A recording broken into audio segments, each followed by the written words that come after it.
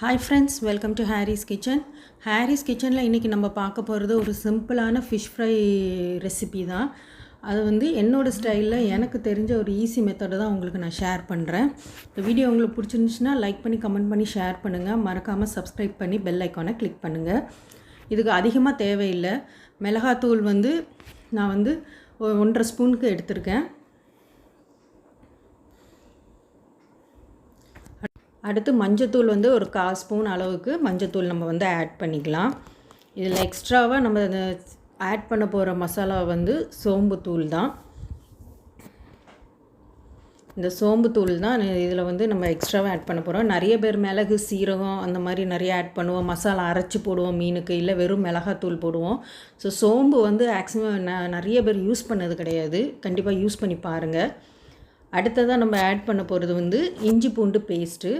இது ஒரு 1.5 ஸ்பூன் அளவுக்கு, மீனோட குவான்டிட்டிக்கு ஏற்றாப்புல நீங்கள் 1.5 ஸ்பூன் அளவுக்கு நான் வந்து இதில் ஆட் பண்ணியிருக்கேன்.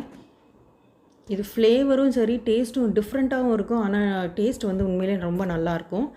அடுத்து நம்ம வந்து உப்பு, தேவையான அளவு உப்பு நம்ம வந்து இதுக்கு ஆட் பண்ணிக்கலாம்.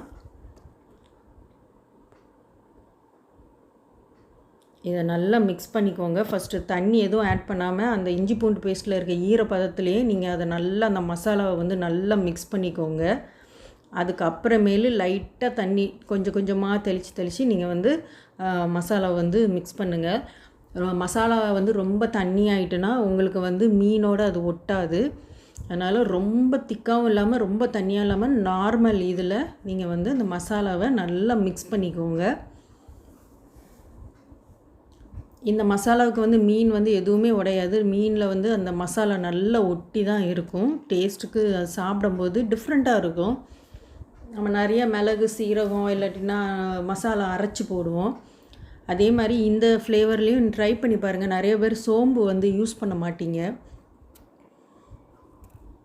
இப்போ ஒவ்வொரு மீன் பீசஸாக இதில் வந்து நம்ம ஆட் பண்ணி மசாலாவை வந்து நல்லா தடவி வைப்போம். மொத்தமாக போட்டு மிக்ஸ் பண்ணாமல் ஒவ்வொரு பீஸாக பண்ணும்போது தான் அந்த மசாலா வந்து அந்த மீனில் நல்லா ஸ்ப்ரெட் ஆகும்.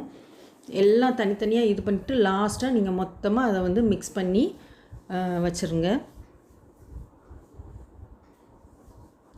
ஏன்னா மீன் வந்து அந்த வாய்ப்பகுதி பக்கத்தில் வந்து நல்லா அந்த கொஞ்சம் கேப்பாக இருக்கும். அதுக்கப்புறம் தான் ஃபுல் பீஸ் நம்மளுக்கு கிடைக்கும்.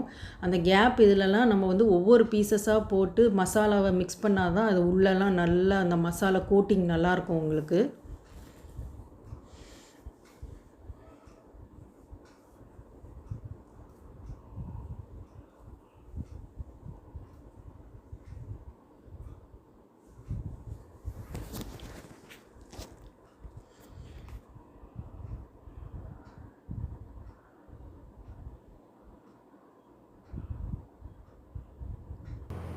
இப்போ இதை வந்து நல்லா ஊற வச்சிடலாம். மசாலா எல்லாம் விரவியாச்சு. இது கொஞ்சம் நேரம் ஊறட்டும். நம்ம எண்ணெயை வந்து நல்லா சூடு பண்ணி வச்சுருக்கோம். கம்மி தான் யூஸ் பண்ணணும் எண்ணெய். இதில் ஒவ்வொரு பீசஸாக நீங்கள் வந்து பொரிக்க போட்டுருங்க.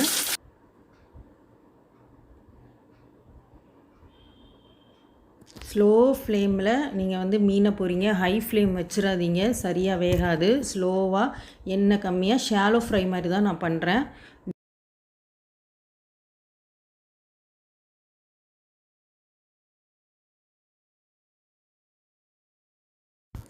ஸோ இப்போ உங்களுக்கு வந்து டேஸ்டியான ஃபிஷ் ஃப்ரை வந்து ரெடியாக இருக்குது. ஃப்ளேவர் நல்லா இருக்குது. மீன் எதுவுமே உடையாமல் உங்களுக்கு நல்ல கோட்டிங்கோடு வந்திருக்கு.